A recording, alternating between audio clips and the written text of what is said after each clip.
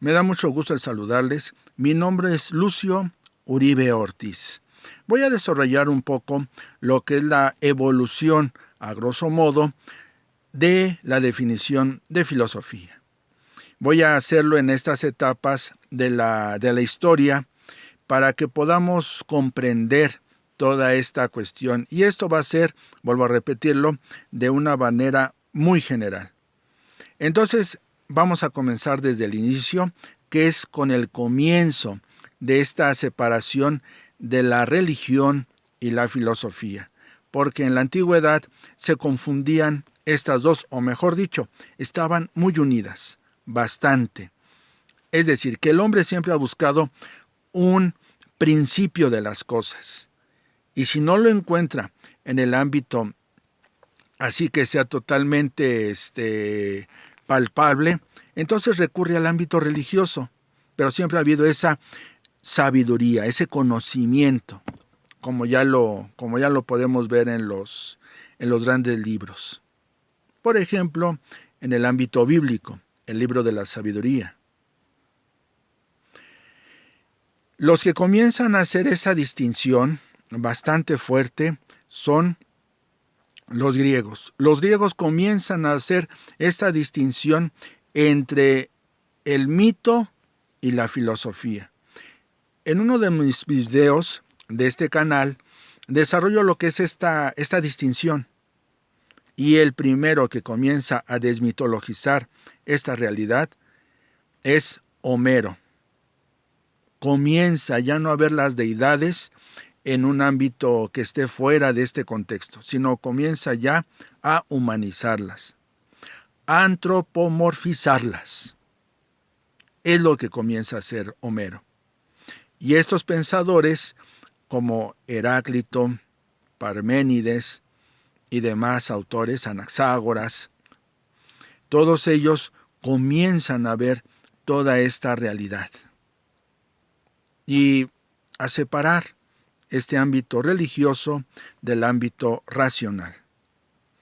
Bien, y los que comienzan a estructurar toda esta cuestión son unos pensadores que es los grandes filósofos Sócrates, Platón y Aristóteles. Y comienzan a hacer inclusive, a partir de toda esta cuestión, hacer propuestas políticas. En el caso de Platón o de Aristóteles, que es su nombre, es la república. De Aristóteles, la política. Entonces comienzan a ver toda esta cuestión ya más separada de la religión. Y en el caso de Sócrates, tiene esos grandes, esas controversias con los sofistas. Entonces, hay que ver que en la antigüedad la filosofía estaba muy unida con la religión, bastante, porque lo que se quería buscar era la esencia de las cosas, ver esta realidad.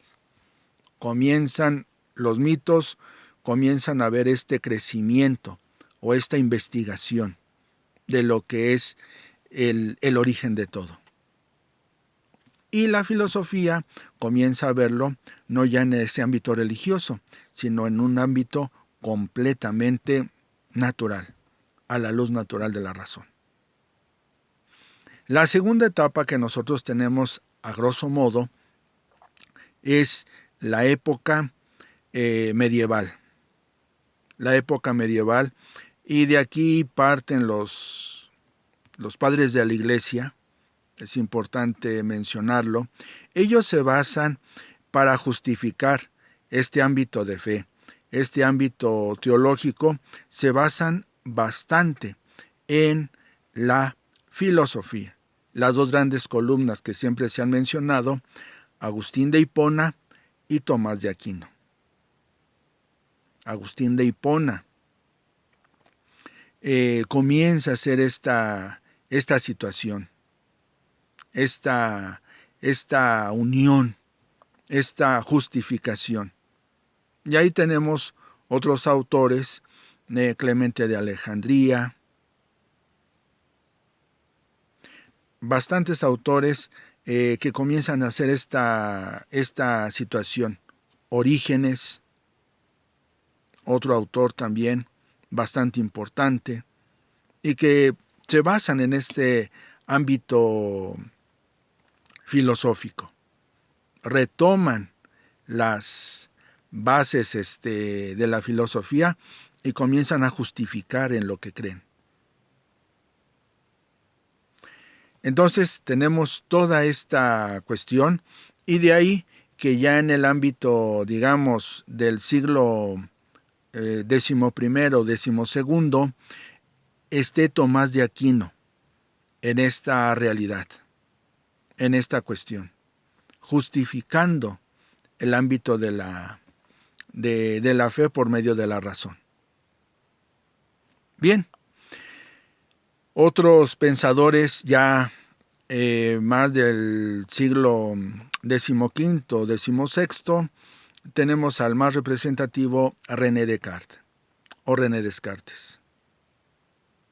Este autor que totalmente comienza a poner en duda toda esta cuestión de la época medieval, pero que el término de filosofía cambia con su famoso cogito ergo sum. Je pense donc je suis. Je pense donc je suis. Yo pienso, por consiguiente o luego existo. Esto es muy importante, y en una de sus obras de meditación metafísica, las meditaciones metafísicas, desarrolla toda esta perspectiva, esta reflexión. Pero ya la filosofía, vemos, en un primer momento se separa, en la época antigua, de la cuestión religiosa, mitológica, se comienza a separar, comienzan a poner las bases ya más racionales, de controversia.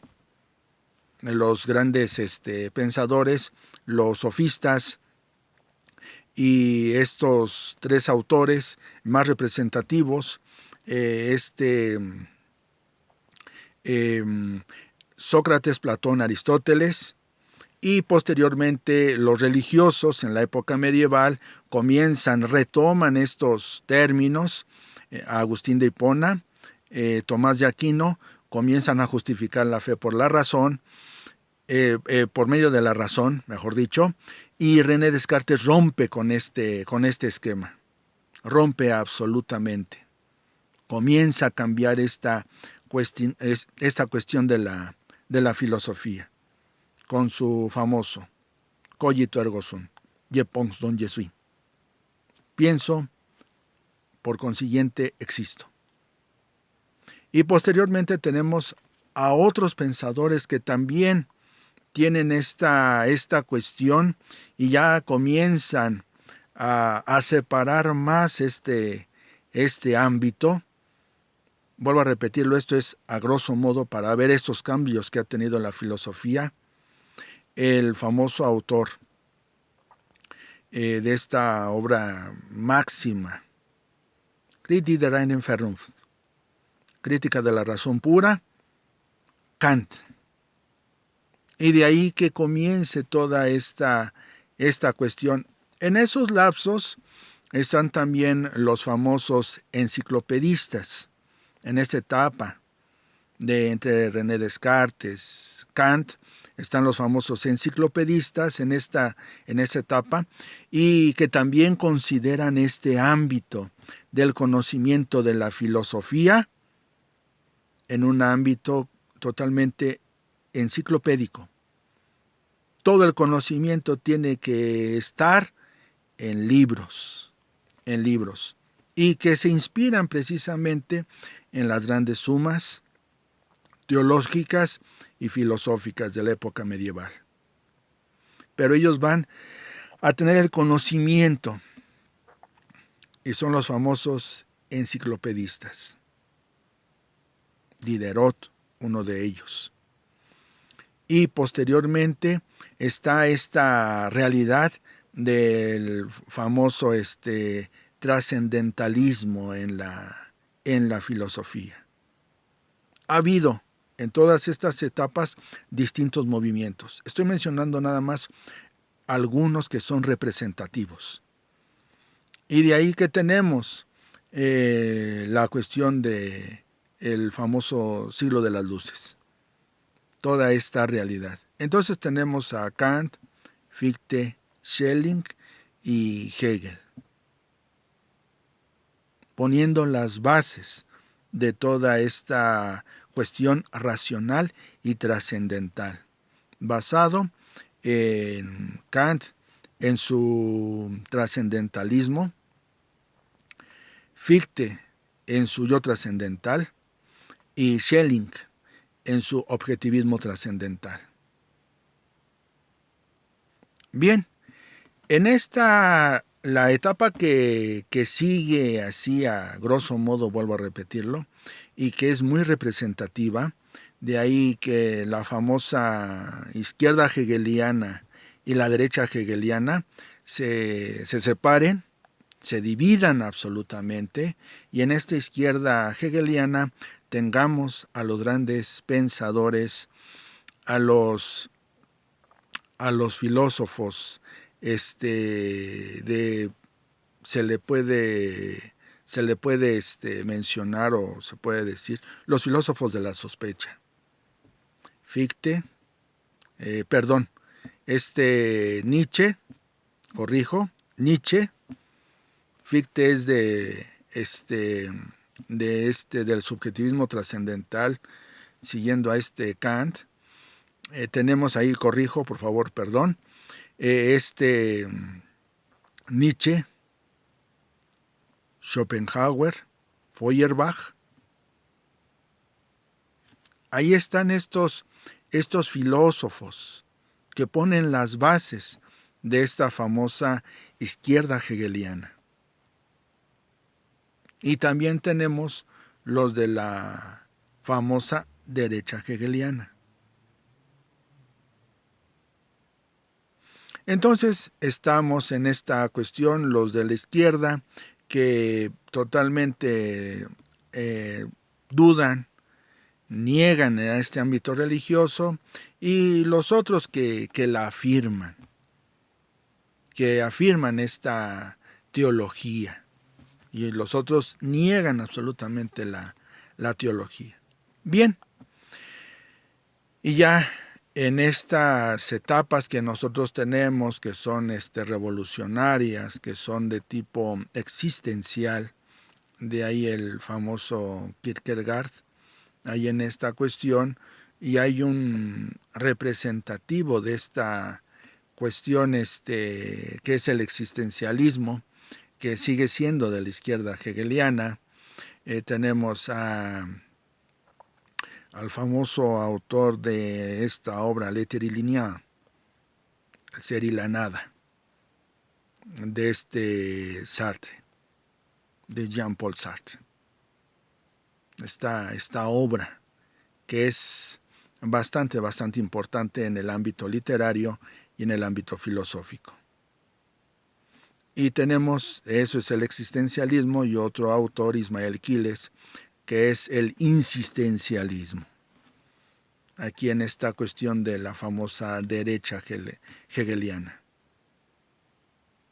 Bien, entonces tenemos a grosso modo, y hoy en la actualidad, este autor del personalismo comunitario,